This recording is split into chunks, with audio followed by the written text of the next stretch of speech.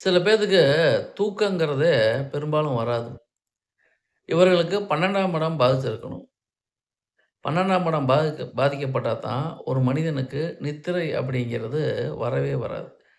இரவு முழுக்க முழிச்சுட்டே படுத்திருக்கணும். காரணம் என்னன்னா, இவர்களுக்கு 12ஆம் இடம் திதிசூனியமாகி 12ஆம் இடத்தில் ஏதோ அசுப கிரகம் இருந்து 12ஆம் பாவாதிபதியும் பாதிக்கப்பட்டிருந்தால், அதாவது 12ஆம் இடத்துல ஒரு அசுப கிரகம் இருக்கிறது வேற, 12ஆம் பாவாதிபதி பாதிக்கப்படுறதுங்கிறது வேற, 12ஆம் பாவம் பாதிக்கப்படுறதுங்கிறது வேற. அப்ப இந்த அமைப்புகள்லாம் ஒரு ஜாதகம் இருந்துச்சுன்னா, அவருக்கு முழுக்க முழுக்க நித்திரை அப்படிங்கிறது பிரச்சனைக்குரிய விஷயம் தான். தூங்குனாலும் அரை தூக்கமா தான் தூங்குவார்.